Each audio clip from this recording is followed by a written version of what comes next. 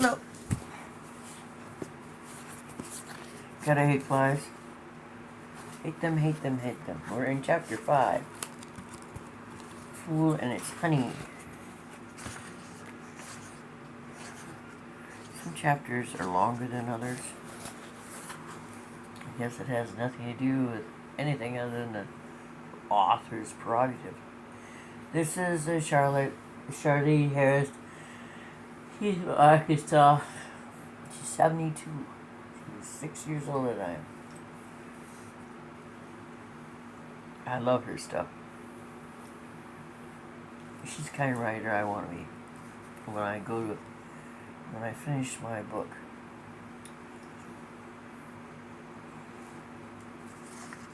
Okay, that lady had just told her about the newspaper person had just told her they found the car across the border into South Carolina.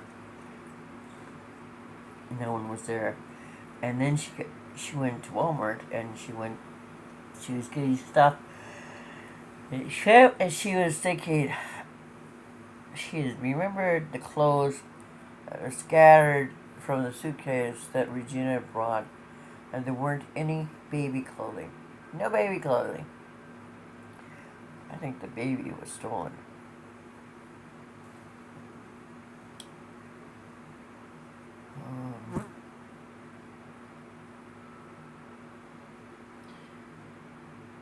Well, I was in the men's section.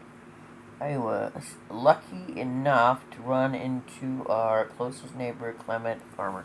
Remember he said he saw the red car leaving and there were 2 people in it? So they're thinking now that maybe she was abducted. It was Ohio plates, Regina's car. Then she went home to tell Martin. Loaded my purchases into Martin's Mercedes and stopped by the filling station to top off the tank. Home again. This time to find the dishes done. Rory watching television in the den, still or again, and Hayden continuing to nap. She thought it was wrong that Hayden should sleep while only Martin was there. Told Martin what Clement Farmer had said.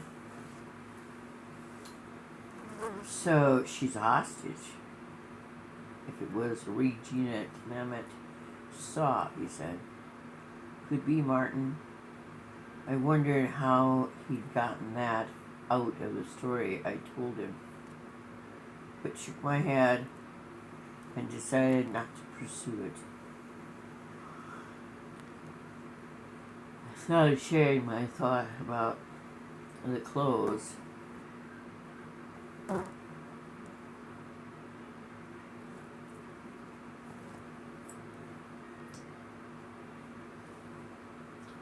I sat at the kitchen table, staring the directions and can of formula on the can of formula. I read them over and over, determined not to do Hayden harm.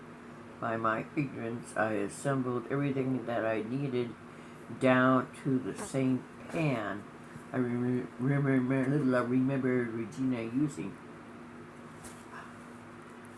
I had a hard time believing I talked to Regina while she prepared formula right here in this kitchen less than 24 hours ago. While I waited for the water to boil, I called John's hospital again, talked to my mother once more, found out John was out of the room having a rest. My telephone persisted in its curious silence. I did get a call or two from older friends of my mother's, asking about John, but other than our priest Aubrey, no one seemed to want to know about Martin, how Martin and I were handling our own little corner of Craig's tragedy. I wondered forlornly at that. I decided I had no need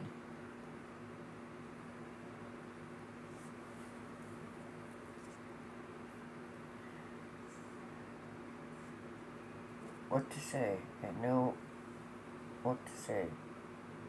A brisk rap at the back door made me look up.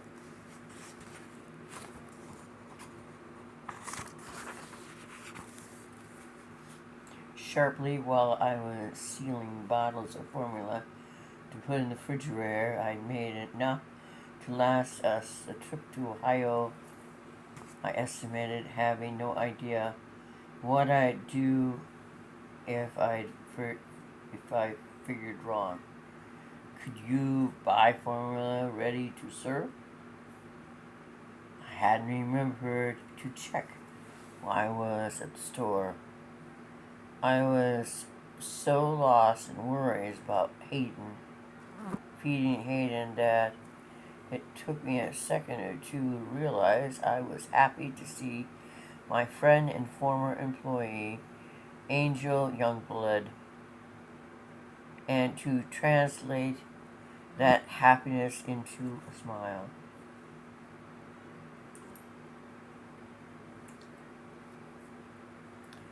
Only the fact that Angel was preceded by a huge bulge kept me from hugging her, which would have been a surprise. Would have surprised both of us. Angel is almost a foot taller than me and golden, raunchy as a leopard. Huh? I understand that. Though now she looked like a really pregnant leopard. Effect was still striking. I couldn't remember exactly how Angel was, how old, but I was sure she was at least 6 years younger than I, and her husband Shelby was a few months older than Martin. Shelby and Martin had been buddies in Vietnam and had met sporadically after the war, and their covert activities in South America had concluded. Now Shelby worked for Martin as a crew leader at Pan Am Agri Plant. "Where's the baby?" Angie was always direct. I called up the stairs softly to alert Martin and let Angel up to have a look. Martin, who'd been reading a magazine or at least staring at its pages, rose when Angie came in, seemed to pull herself together a little. Angel just nodded at him. She was absorbed in the tiny face. She put long fingers around the curve of Aiden's skull. She laid her other hand on the mound of her pregnancy. The mound constricted. That's the best way I can describe it. And after a long moment relaxed, and Angel smiled at me.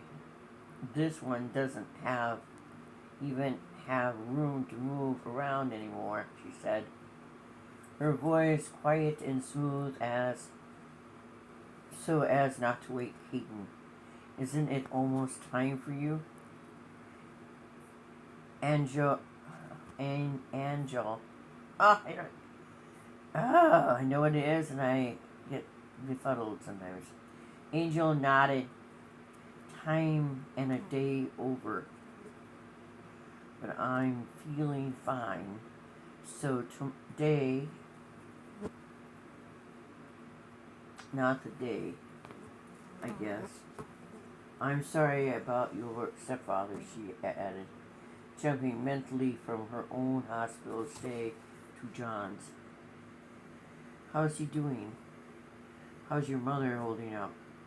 My mother and Aunt Angel had developed an arm's length mutual respect. She's doing pretty well. You know my mother, my voice said. Angel nodded, her eyes back at the baby's face.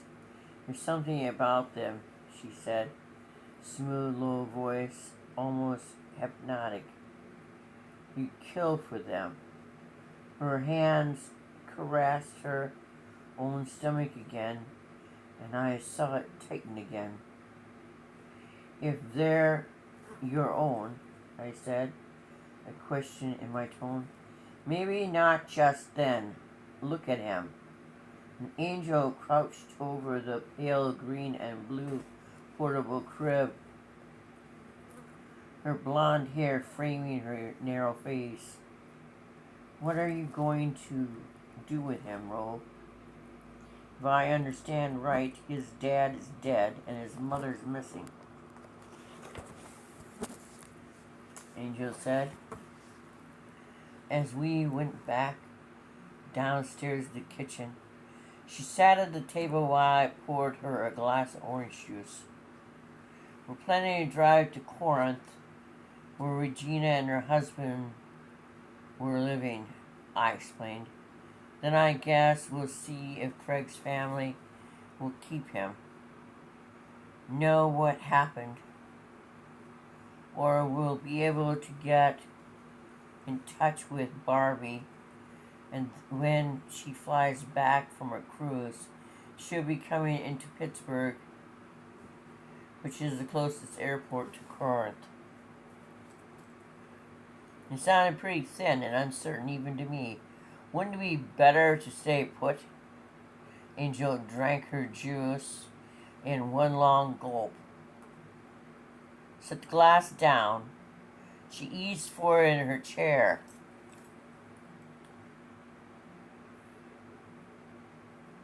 Her hand rubbed her back absently. Her face tightened suddenly, then relaxed. After all, Angel said slowly with effort, if Regina does expect an escape or return. Her face did a tightening and relaxing thing again. She'd come back here for her baby. This time Angel's face stayed tight for a while. And Angel, I think, she said slowly and with thoughtful, that maybe it will be today after all. I was on my feet in a flash. I'd seen one baby born and I wasn't about to do that again. Let me drive you to the hospital, I said. I'll get my jack. No, that won't get cars all, that would get the cars all confused, Angel said. But as if she hardly knew what she was saying, all her attention seemed to be focused inward. My car would be here, and who knows when I could come back to get it. I can drive home and wait there for Shelby to get off work. Call him from here. Okay, she said. To my surprise, my concern deepened. Easy calculations was not one of Angel's characteristics. Let me use the bathroom first. I hovered outside the door.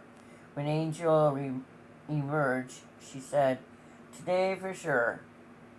Her voice was still calm and flat, but I sensed all kinds of suppressed excitement, just trying to bubble to the surface.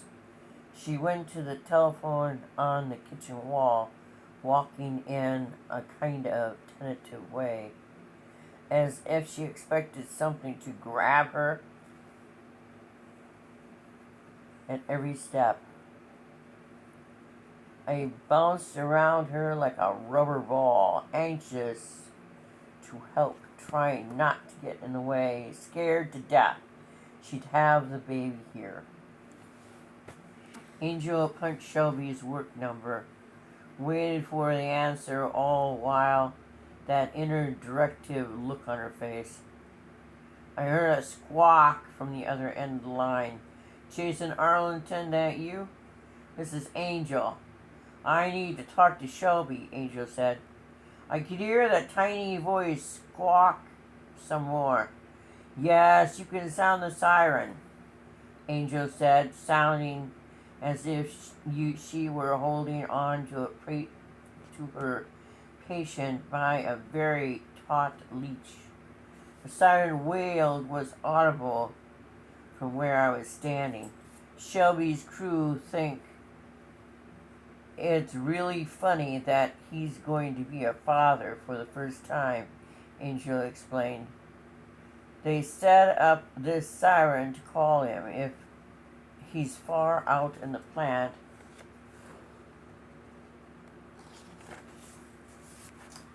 When he gets the phone to tell him the baby's on the way. Her face tightened and her fingers clenched the receiver until they turned white. Then gradually she relaxed. She smiled into the telephone. Her husband was on the other end. Shelby, Angel said, I'm going to leave right now to drive back to town. I'm at Martin and Rose. Meet me at our house. This time I could hear Shelby's words. You stay right there, he bellowed.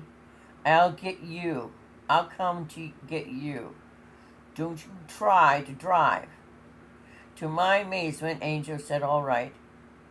I think Shelby was startled, too, because there was silence on the other end of the line. Then he said, I'll be right there. The line went dead. I caught a glimpse of Rory Brown stepping quietly down the hall.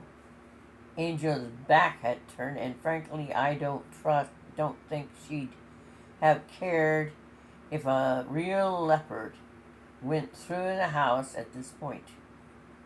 I went to the foot of the stairs and called Martin, who came down with a newly awake Hayden. Martin tried not to look dismayed. When I explained the situation, he handed me the baby immediately. Angel